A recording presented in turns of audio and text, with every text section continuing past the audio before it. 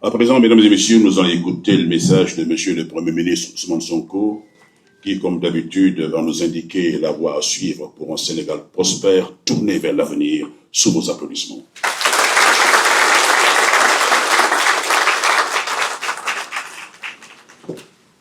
Merci beaucoup. Monsieur le ministre secrétaire général du gouvernement, Madame la secrétaire d'État auprès du Premier ministre, chargée des relations avec les institutions, et Mesdames et Messieurs les collaborateurs, chers invités, Mesdames les femmes. Donc nous sommes là, ravis d'être là aussi, en tant que chef du gouvernement, et pour partager avec vous cette journée. Tout à l'heure, mon assistante est passée, et je lui ai dit, c'est une coïncidence que je sois habillé en blanc. Je ne savais pas que vous seriez tous habillés en blanc. C'est simple, une coïncidence. Et je lui ai dit, quel est le programme? Elle me dit, on a 3 ou 4 panels. Je lui ai dit, mais vous, un jour ouvrable. Au lieu d'aller travailler, c'était hier la journée sans réalité. Donc, allez travailler, vous êtes là à faire des panels. Ça veut dire que toute la journée aujourd'hui, vous n'allez pas travailler. Je suis donc ravi d'être là, de partager ces quelques minutes. Malheureusement, à partir de 10 heures, nous avons une réunion de l'autre côté au palais. Je ne pourrai pas être là plus de 10 ou 15 minutes. Mais c'est pour marquer aussi l'importance que constitue la femme et les femmes pour toute société qui se respecte, et particulièrement la société sénégalaise, dans laquelle nous avons tous été éduqués dans ce bon vivre ensemble avec nos sœurs, nos mamans, nos épouses que vous êtes. Et nous tenons à perpétuer cette tradition. Notre vision de ce que doit être la femme, je crois qu'on l'a suffisamment explicité à travers nos discours, à travers nos récits, mais également à travers les ouvrages que nous avons publiés, mais aussi à travers nos programmes politiques. Il ne s'agit pas de parler d'égalité, il s'agit simplement de tout faire pour que chaque femme ait ce qu'elle mérite. De la même manière que tout homme doit avoir ce qu'il mérite.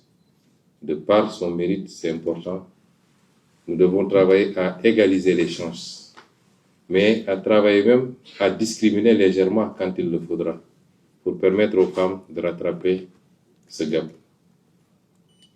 Quand j'étais aux impôts, j'avais tendance à dire que si on veut régler un certain nombre de problèmes liés à la corruption, il faut confier aux femmes toutes les responsabilités où on manipule de l'argent. Toutes les responsabilités. Parce que les statistiques ont prouvé que c'est malheureusement la zone qui est la mienne, qui est la plus exposée à certains phénomènes, notamment la corruption, aussi bien en quantité qu'en volume. Tout à l'heure, en venant, j'ai discuté avec Madame le ministre de la Justice, elle me dit que les statistiques carcérales, c'est qu'il y a 3,4% seulement de femmes dans les prisons. 3,4% de femmes. Tout le reste, c'est les hommes. Ça veut dire que les femmes respectent beaucoup plus la loi et les règles de la société. Et c'est pourquoi aujourd'hui, si on veut bâtir un pays, on ne peut pas le faire sans les femmes. Le pays qui avance sans ces femmes est le pays qui n'avance justement pas. Et c'est pourquoi nous allons continuer à travailler, à poser des mesures concrètes. Je peux annoncer parmi ces mesures-là la réforme foncière, surtout en zone rurale, qui devra permettre aux femmes d'accéder à la terre, qu'elles sont les plus nombreuses à travailler d'ailleurs en zone rurale. Permettre aux femmes d'accéder beaucoup plus, et beaucoup plus généralement, aux responsabilités. Avant-hier, le mercredi passé, en Conseil des ministres, je faisais le tour de la table de réunion et je regardais les ministres et je décomptais. Bon, on a, je crois, 5 femmes, n'est-ce pas, Marie-Rose? 4 femmes. Et je décomptais. Je me disais, bizarrement, si on me disait en qui tu as confiance le plus dans cette salle-là, je dirais c'est les 4 femmes-là. Parce que je sais qu'elles trahiront pas. Parce que je sais qu'elles trahiront jamais. Elles sont fidèles et loyales dans les relations. Et c'est pourquoi aussi, même ici au sein de la primature, nous avons essayé d'impulser un certain nombre de choses pour les femmes, notamment la crèche.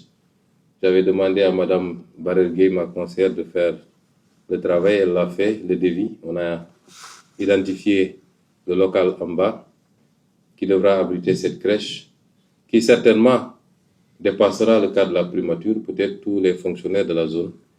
Parce qu'une femme qui a son enfant à côté travaille dans des conditions de sérénité, plutôt que de se dire qu'est-ce qui se passe à la maison. Pouvoir descendre peut-être chaque 2 heures de temps, chaque 3 heures de temps, à l'été, ça rassure et ça permet à cette femme d'être plus performante également. À côté d'ailleurs de l'infirmerie qu'on est en train de mettre en place et de la salle de sport que je vous invite à pratiquer. Je suis souvent content quand j'appelle Mme Yacine Fall vers 20h. Elle me dit je suis en train de faire mon sport à la salle de sport en bas.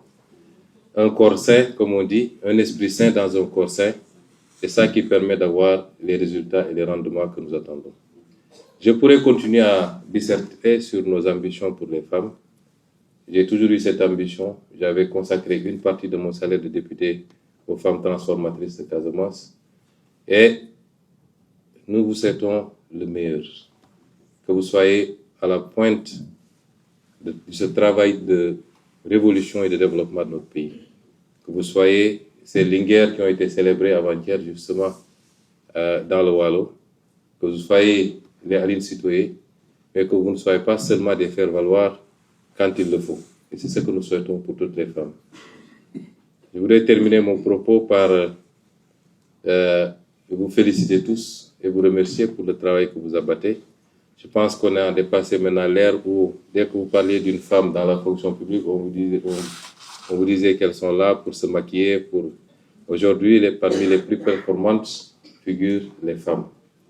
Et nous voyons le résultat de ce travail tous les jours. Donc, je vous félicite tous.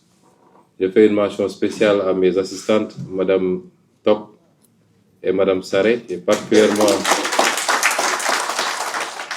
Mme Saré, avec laquelle je suis depuis presque maintenant 22 ans, depuis les impôts. Une femme dévouée, loyale, compétente. Et je voudrais lui rendre hommage et à travers elle, vous rendre hommage à tous, à toutes, et vous souhaiter une très très bonne fête de 8 mars, que ce soit une fête qui ouvre les portes du progrès, du